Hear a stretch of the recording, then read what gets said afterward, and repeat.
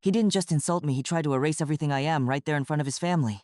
That sentence haunted me the moment the words left Robert Harrington's mouth.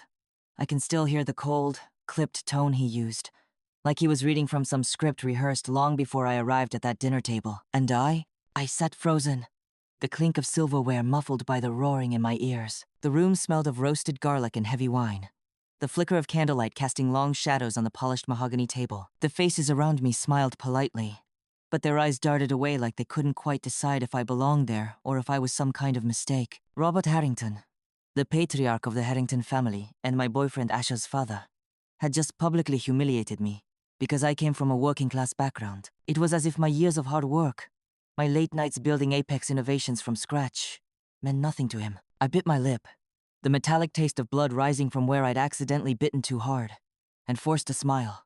The silence stretched like a thick fog, suffocating and sharp. I wanted to run, to disappear, but instead, I stayed. Because I had a secret to power Robert Harrington had no idea I possessed. Most nights, my world looked very different from that one. I live in a modest but warm apartment in the city, filled with the hum of computers and the faint smell of coffee brewing late into the night. My mornings usually begin with the sound of traffic outside my window, the occasional bark of a neighbor's dog, and the soft chime of my phone buzzing with emails from Apex Innovation's executive team. My life is a careful balancing act juggling my personal relationship with Asher, the man I love, and the colossal responsibility of being the anonymous founder and CEO of one of the fastest-growing tech companies in the country.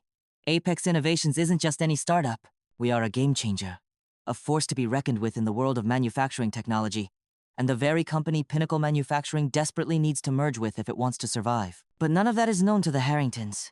To them, I'm just Sierra, the girl from a working-class neighborhood, the woman who doesn't quite fit their elite world. Asher and I met 2 years ago at a charity event. He was disarming, kind, smart, patient, and he never once made me feel less because of where I came from. Our relationship blossomed quietly, a rare thing in his flashy circle of wealth and old money. He's a bridge between two worlds, and I thought that was enough, until Robert Harrington showed me how little he thought of me, how little he thought of anyone who wasn't born with a silver spoon. The dinner was supposed to be a casual family gathering at the Harrington estate, a sprawling mansion with ornate decor, high ceilings, and an air of old wealth that made me feel like an outsider from the moment I stepped inside. As I was led to the dining room, the heavy scent of polished wood and fresh flowers surrounded me. I felt the eyes of Robert Harrington and his wife lingering a little too long, their expressions unreadable. Asher squeezed my hand under the table, his quiet reassurance a balm to my nerves. The meal began with polite conversation, laughter echoing softly, glasses clinking. But then Robert's eyes settled on me in a way that sent a chill down my spine. "You know, Asher," he said with a dismissive chuckle, "I'm still baffled you're serious about Sierra here. From where she comes from, it's quite a leap, don't you think?" A hush fell over the table. I felt every eye fix on me, every smile fading into awkward silence. My heart thudded painfully against my ribs. I wanted to disappear, to shrink into the chair, to tell him to stop, but the words caught in my throat. Robert went on, his voice dripping with condescension. "Working-class roots are fine for some things, but business? Pinnacle isn't a charity. It's about pedigree, legacy. You can't just waltz in and expect to belong." I swallowed hard, the sting of humiliation burning in my chest. The room's warm glow felt like a spotlight highlighting my wrongness. Asher's jaw tightened. His hand gripped mine a little too tightly, but he said nothing. The rest of the dinner passed in a blur of forced smiles and stifled glances. Later that night, as I sat alone in my apartment, the familiar hum of my laptop filled the room. The air smelled faintly of jasmine from the candle I'd lit to calm my nerves. I opened the confidential financial reports on my screen, staring at the data showing Pinnacle Manufacturing's sharp decline. Robert Harrington's empire was crumbling, and the only lifeline was the merger with Apex Innovations, the very company I had built with blood, sweat, and sleepless nights. Robert had no idea. The woman he spat on was the one holding the keys to his empire's survival. And maybe, just maybe, it was time he learned a lesson. The next morning, sunlight spilled through my window in sharp golden beams.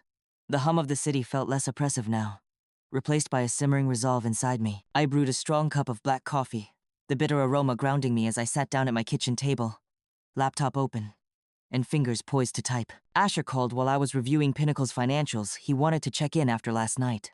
His voice was low, cautious, filled with regret for his father's cruelty. "I'm sorry, Sierra," he said quietly. "I should have said something. I hate how he treated you." I closed my eyes and exhaled slowly. "It's not your fault, Asher. You can't control your father. But I'm supposed to protect you. His words stirred a soft ache in my chest. I wanted to believe him. To believe we could weather this storm together. But beneath that hope was a seed of doubt how long before Asher's loyalty would be torn between his family and me. I changed the subject, steering the conversation toward business. It was safer territory for me. I've been looking over Pinnacle's books. They're in worse shape than I thought. Asher sighed. Yeah, Dad's been under a lot of pressure. He's desperate for the merger. The merger. The word hung in the air like a fragile promise. I felt a surge of power. This merger was my leverage. My silent weapon. The next few days were a delicate dance of meetings and calls. I kept my identity as Apex's founder under wraps, letting Asher and his family believe I was just the woman in his life. Nothing more. But behind closed doors, I held all the cards. At work, my team prepared for a critical board meeting, where I would decide the future of the merger. The stakes were enormous, not just for Apex or Pinnacle, but for every employee whose livelihood depended on these decisions. One afternoon, my assistant buzzed my office with a call from Asher. I need to see you, he said, his voice urgent. I met him at a Kiat cafe near my building. His eyes were tired but determined. We can't keep pretending, he said, sliding a folder across the table. Dad's hired private investigators. They're digging into you. They're looking for dirt. I stared at the folder, my pulse quickening. Why would he do that? I asked. Asher's voice was grim. Because he's scared. Scared of losing control. It was clear Robert Harrington saw me as a threat not just to his family's pride, but to his business empire. That evening, I sat alone in my apartment, the city's neon lights flickering outside the window. I thought about the insult Robert had hurled at me, his dismissal of my roots, my hard work, my very existence.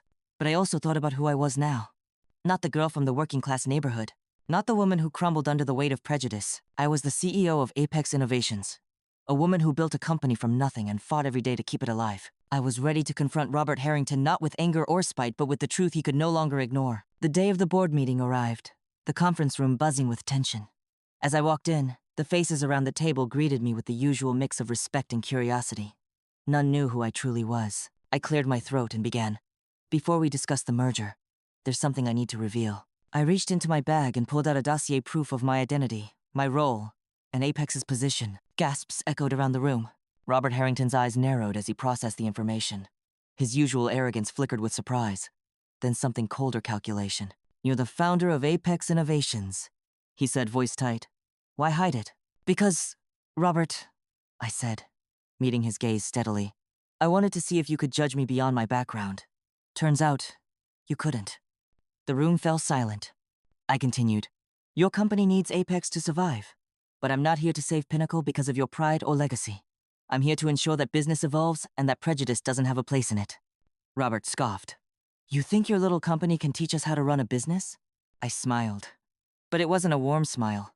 It was the smile of someone who held the fate of a multi-billion-dollar deal in her hands. No, I said. But I know how to end this merger. And if that happens, Pinnacle's collapse will be your legacy. Asher looked at me, his expression unreadable. I hoped he understood the path I was choosing. In the days that followed, corporate chaos erupted. Robert Harrington's firm was blindsided by my move to terminate the merger. Shareholders demanded answers, and the media caught wind of the story. A rising star CEO exposing the Harrington Empire's vulnerabilities. As the pressure mounted, Robert's facade cracked. Whispers of dissent grew louder among Pinnacle's board. His old-school, bigoted approach was no longer tenable in a world demanding innovation and inclusion. With Asher's support, I led the charge to push Robert out of his own company, advocating for new leadership that embraced change rather than clinging to outdated pride. It wasn't personal.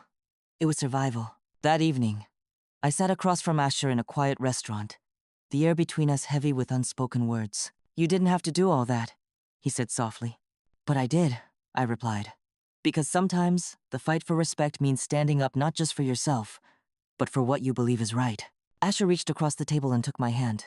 I'm proud of you, Sierra. And in that moment, I knew we were no longer divided by our pasts, but united by the future we would build together. The next morning dawned with a quiet tension, the kind that settles in your chest like a slow, unwelcome weight. I woke to the soft hum of the city outside my window, but inside, the storm was already raging. News outlets were ablaze with headlines. Anonymous tech CEO exposes Harrington Empire's fragility. Merger collapses amid family feud. And bigotry costs Pinnacle Manufacturing its future. My phone buzzed non-stop emails from allies, concerned shareholders, and reporters seeking comment.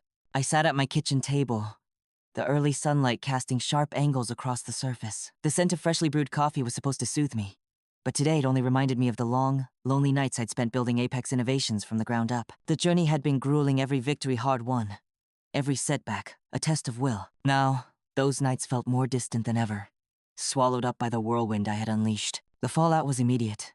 Pinnacle's board convened emergency meetings, and Robert Harrington's authority was openly questioned for the first time in decades. The once unshakable patriarch was suddenly vulnerable, a man whose prejudice had blinded him to the changing world around him. I watched the corporate drama unfold like a slow-motion train wreck, both fascinated and dismayed. My goal had never been to destroy Robert, but to dismantle the walls his arrogance had built, walls that kept people like me out. Asher was a constant presence through it all, his support unwavering despite the growing tension between him and his father. One evening, we sat in my apartment, the city lights twinkling like distant stars beyond the window. "I hate what this has done to your family," I said quietly, tracing the rim of my coffee cup. Asher nodded. "Me too. But maybe it's what they need. Dad's world was built on exclusion, not evolution." I looked at him, the man who had stood by me through every whispered insult and behind-the-back judgment. "Do you think he'll ever change?" I asked. Asher's gaze was distant. "I don't know, but I know I'm done being part of that legacy." The weeks that followed were a delicate balance of legal maneuvering and personal reckoning. Robert Harrington fought tooth and nail to hold on to his power, but the board's patience had worn thin. His bigoted remarks, once dismissed as old-school banter, were now exposed as the root cause of Pinnacle's decline. Finally, a board vote ousted him from his position. I was in the room when the announcement was made, the tension palpable. Robert stood, his face a mask of disbelief and fury. "This isn't over," he spat, eyes flashing. But for the first time, no one flinched. Asher reached for my hand under the conference table, a quiet gesture of solidarity. In the aftermath, Apex Innovations solidified its position, the merger permanently off the table, but a new partnership emerging, instead one built on respect, transparency, and mutual growth. My identity as CEO was no longer a secret, and the respect I had long fought for was finally being recognized on my terms. Yet, the journey wasn't just about business. It was about reclaiming my dignity and proving that who I am isn't defined by where I come from, but by what I build. One evening, Asher and I returned to the Harrington estate, this time, not as guests seeking approval, but as equals. Robert Harrington wasn't there. Word was he had retreated from public life, nursing his pride, and perhaps, in time, his conscience. Asher turned to me, his voice soft. "You changed everything." I smiled, a quiet warmth spreading through me. Maybe, or maybe I just reminded them that the future belongs to those willing to grow. We stood on the marble steps, the weight of the past still heavy but no longer a burden. Together, we looked toward what lay ahead. Even with Robert out of the picture, the emotional fallout wasn't over. Family dinners with Asher's side became tense affairs, filled with strained smiles and thinly veiled judgments. The air was thick with things left unsaid, resentment simmering beneath polished surfaces. One evening, as I sat across from Ash's mother, Marianne, I sensed the fragile peace cracking. "You know, Sierra," she said carefully, stirring her tea, "not everyone is ready to accept change. Some wounds take time to heal." Her words weren't just about Robert, they echoed through the room, touching on everything between us. I nodded, feeling the truth in her statement. "I understand, but healing can't begin if we don't confront the hurt." Marianne looked at me with something close to respect, but the distance remained. It was clear that while the corporate battle was over, the real work was just beginning, repairing fractured relationships, rebuilding trust. Asher and I found ourselves navigating a delicate balance between two worlds, his family's old guard and my world of innovation and grit. It wasn't easy. One rainy afternoon, as we walked to a city park, Asher reached for my hand. "Do you ever regret it? Everything you did?" he asked quietly. I thought about Robert's sneer, the weight of years spent proving myself, and the toll it had taken. "No," I said firmly, because if I hadn't stood up, I'd still be shrinking into their expectations. I'd still be silenced. He squeezed my hand gently. "You're stronger than I ever imagined." That strength came not just from business success, but from reclaiming my voice and refusing to be diminished. Slowly, cracks appeared in the Harrington family's facade. Marianne began inviting me to smaller gatherings, a tentative olive branch. Asha's siblings started asking about my work, curious about the woman who had turned the tables on their father. I realized that while Robert's reign ended with bitterness, the possibility for genuine connection remained. At Apex Innovations, I focused on building more than just a company. I built a culture that valued people over pedigree, innovation over entitlement. I made sure our board was diverse, our policies inclusive. Every time I looked around my office, I saw the faces of people who had been underestimated, overlooked just like me. The success wasn't just financial. It was personal. One afternoon, Asher surprised me with tickets to a local art exhibit. As we wandered through the gallery, I felt a lightness I hadn't known in months, stopping before a painting of a rising sun. He turned to me. "This feels like us," he said softly. "A new beginning." I smiled, feeling the weight of the past lift just a little. "Yes," I said. "A beginning built on strength, respect, and hope." Looking back now, I understand the lesson Robert Harrington never learned. True power isn't inherited or demanded, it's earned through humility, courage, and the willingness to change. And sometimes, the greatest victories come not from breaking others down, but from rising above their cruelty. The weeks after Robert's ousting were a whirlwind of activity. Both at work and in my personal life, the public attention was intense interviews, panels, and corporate meetings, but beneath it all, there was a quiet battle unfolding inside me. I had won the fight, yes, but victory wasn't a clean slate. It was messy, complicated. The scars Robert's words left were deep. The humiliation lingered like an echo I couldn't quite silence. One morning, I sat at my desk, the soft tapping of rain against the window blending with the rhythmic hum of the office. My fingers hovered over the keyboard, yet the words I wanted to write an internal memo on corporate culture felt inadequate to capture what I truly wanted to say. I thought about the countless employees who looked to me not just for leadership, but for validation. Many of them had faced their own versions of Robert Harrington's disdain, microaggressions, dismissals, outright prejudice. I knew then that my next step wasn't about revenge or retribution, it was about transformation. I called a company-wide meeting, inviting every employee to the headquarters main hall. The room filled quickly, faces both familiar and new, some curious, some skeptical. Standing on the stage, I looked out at the crowd and took a breath. "We've been through a lot lately," I began, my voice steady but gentle. "But today is about looking forward, about building a workplace where every person feels valued, no matter their background or station." I shared my story not as a CEO cloaked in anonymity, but as a woman who had faced prejudice, who had been underestimated, and who had refused to let that define her. There were nods, a few tears, and an energy that felt hopeful. That evening, Asher and I talked long into the night. The city's quiet below our balcony. "I'm proud of what you're doing," he said softly. "Changing not just a company, but a culture." I smiled, grateful for his unwavering support. "But it's not just about Apex," I replied.